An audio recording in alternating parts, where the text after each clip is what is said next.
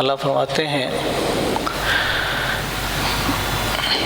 سرداروں متکبرین نے کہا،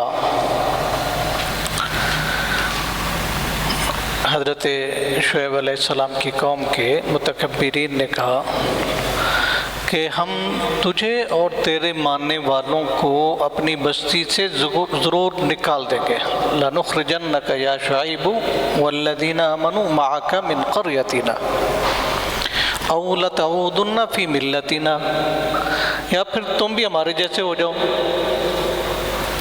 تم ہمارے جیسے ہو جاؤ تو ٹھیک ہے، اگر ایسے ہی تم روک ٹوک کرتے رہے تو پھر ہم تجھے نکال دیں گے، یہاں رہنے نہیں دیں گے۔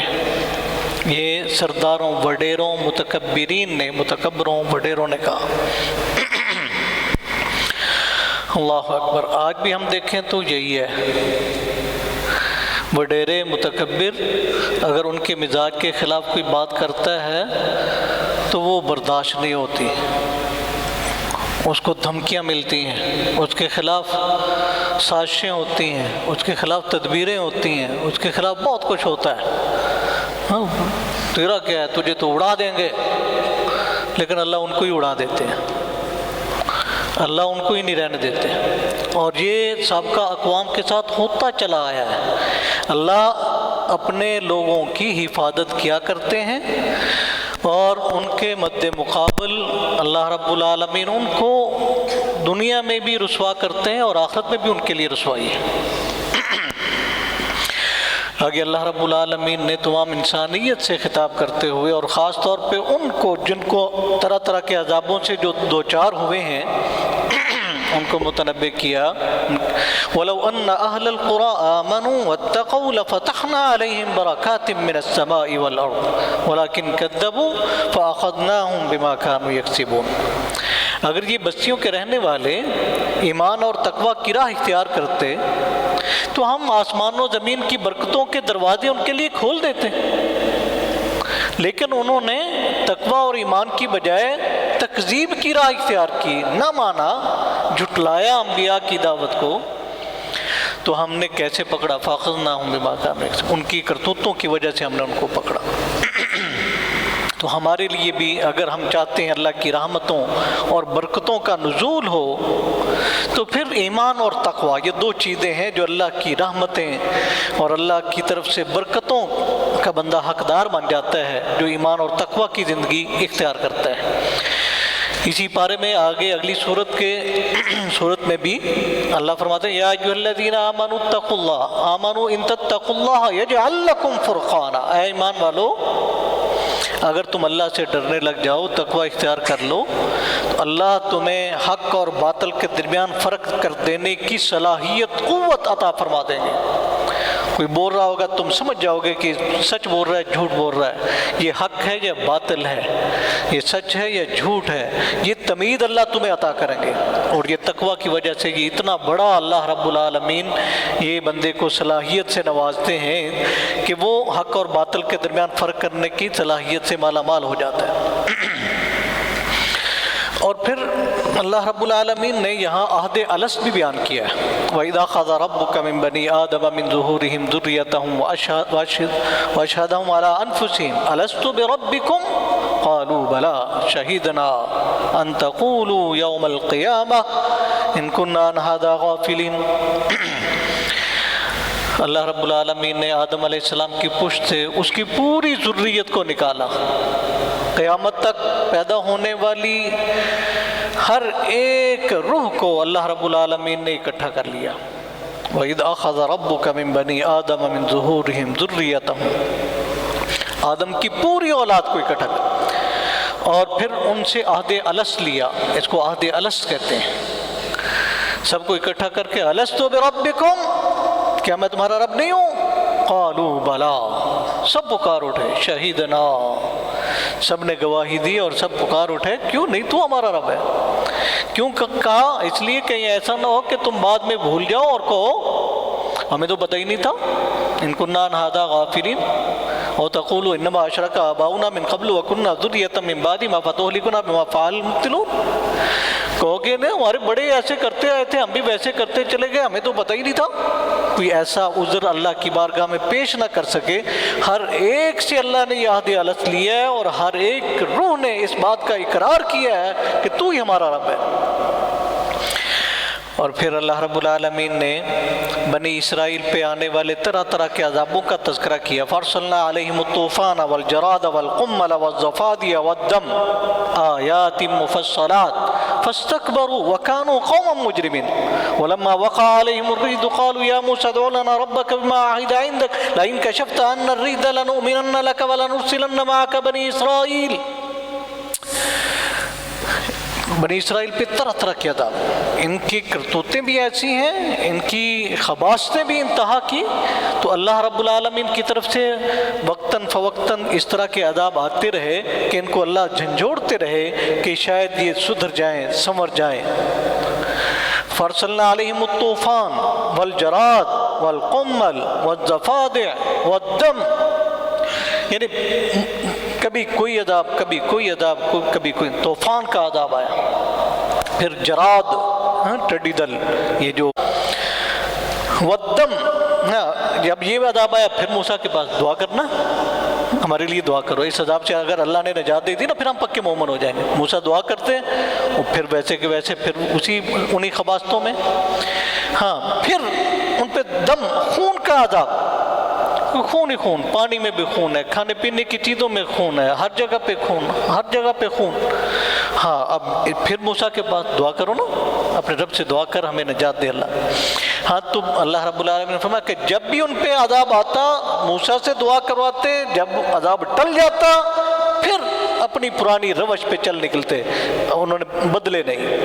انہی بنی اسرائیل کا آگے پھر تذکرہ ہے. وَاسْأَلْهُمْ عَنِ الْقَرْيَةِ الَّتِي كَانَتْ حَاضِرَةَ الْبَحْرِ إِذْ يَعْدُونَ فِي السَّبْتِ إِذْ تَأْتِيهِمْ حِيتَانُهُمْ يَوْمَ سَبْتِهِمْ شُرَّعًا وَيَوْمَ لَا يَأْتِيهِمْ لَا تَأْتِيهِمْ.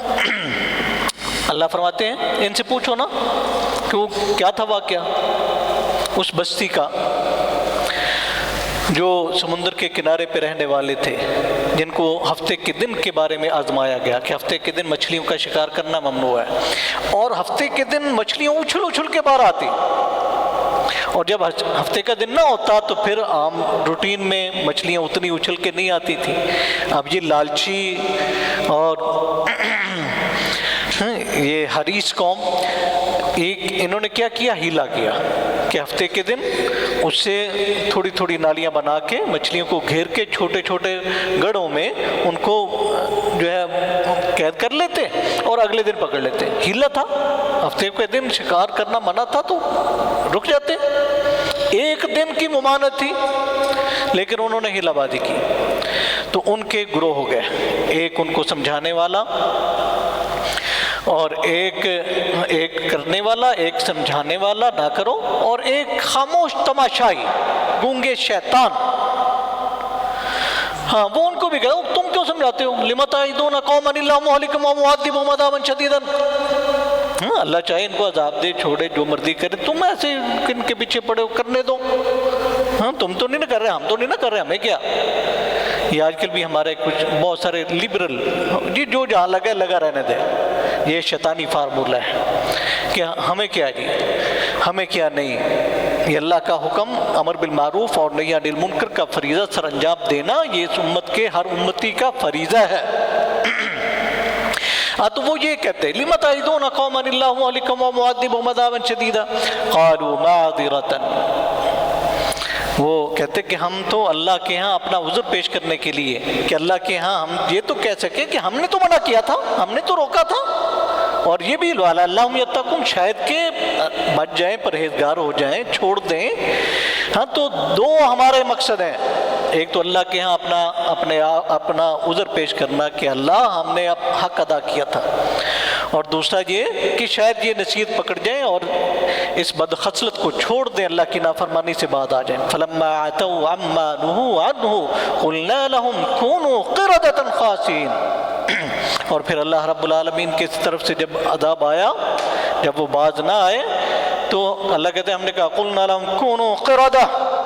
اللہ تو کن کہتے ہیں نا، بس ہو جاتا ہے، تو کونوا ہو جاؤ، قردة بندر بن جاؤ، خاسئین ذلیل و رسوا. اللہ نے ان سب کو بندر بنا دیا۔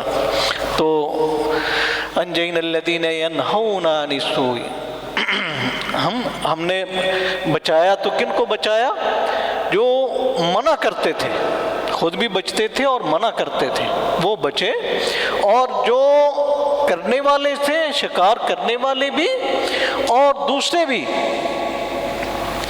فلما نسوا ما ذکروا به انجینا الذین ینہون عن السوء واخذنا الذین ظلموا بعذاب بئیس بما كانوا یفسقون۔ وہ دونوں گروہ رگڑ گئے، جو ان کو بھی کہتے تھے تم کیوں روکتے ہو، جو خاموش تماشائی بنے رہنے والے وہ بھی عذاب کا شکار ہوئے، اور جو اللہ کی نافرمانی کرنے والے، شکار کرنے والے تھے، وہ بھی۔ یہ دونوں کو اللہ نے بندر بنا دیا۔ یہ بندر وہ نہیں ہے جو آج کل پھرتے ہیں، وہ تو اللہ رب العالمین جن کی شکلوں کو مسح کرتے ہیں وہ پھر زندہ نہیں رہتے، ان کی شکلیں بگڑتی ہیں تو پھر جلد ہی وہ موت کا شکار ہو جاتے ہیں، صفحہ ہستی سے مٹ جاتے ہیں۔ تو اللہ نے ان کا تذکرہ کیا۔ پھر آگے اللہ رب العالمین فرماتے ہیں وَاتْلُ عَلَيْهِمْ نَبَأَ الَّذِي آتَيْنَاهُ آيَاتِنَا فَانْسَلَخَ مِنْهَا فَأَتْبَعَهُ الشَّيْطَانُ فَكَانَ مِنَ الْغَاوِينَ۔ آپ پڑھ کے سناؤ ان کو، اس آدمی کا قصہ پڑھ کے سناؤ جس کو ہم نے قرآن دیا، اللہ کی کلام ہم نے اس کو دی۔ آتَيْنَاهُ آيَاتِنَا فَانْسَلَخَ مِنْهَا فَأَتْبَعَهُ الشَّيْطَانُ فَكَانَ مِنَ الْغَاوِينَ۔ اللہ نے اس کو اپنا علم دیا، وحی کا علم دیا، کتاب کا علم دیا، قرآن کا حافظ بنا، قرآن کا عالم بنا، لیکن اس سے کھسک گیا، اس سے ہٹ گیا، لائن چینج کر لی۔ اللہ نے اس کو قرآن کی دولت دی تھی، اس کو بھلا دیا۔ فَأَتْبَعُ الشَّيْطَانُ، شیطان اس کے پیچھے پڑ گیا۔ یہ حافظوں کو، طالب علموں کو غور سے سننا چاہیے۔ قرآن کو بھلا دیا، قرآن کو چھوڑ دیا، تو اس کے پیچھے شیطان لگ گیا۔ فَأَتْبَعُ الشَّيْطَانُ فَكَانَ مِنَ الْغَاوِينَ، گمراہ ہو گیا۔ وَلَوْ شِئْنَا لَرَفَعْنَاهُ بِهَا، ہم تو اس قرآن سے اس کو رفتیں، بلندیاں، سرخرویاں، کامیابیاں دینے والے تھے، ہم تو اس کو بلند کرنا چاہتے تھے۔ وَلَوْ شِئْنَا لَرَفَعْنَاهُ بِهَا وَلَكِنَّهُ أَخْلَدَ إِلَى الْأَرْضِ، لیکن وہ زمین سے جا چپٹا۔ وَاتَّبَعَ هَوَاهُ، وہ اپنی خواہشات کا پجاری بن گیا۔ تو بجائے اس کے کہ اللہ رب العالمین اس کو بلند کرتے اور رفتیں اور بلندیاں اس کو ملتی، وہ زمین سے جا چپکا۔ وَاتَّبَعَ هَوَاهُ فَمَثَلُهُ كَمَثَلِ الْكَلْبِ، اپنی خواہشات کے پیچھے چلا تو اس کی مثال اللہ کہتے ہیں ایسے ہے جیسے کتا، اس کی مثال کتے جیسی ہے۔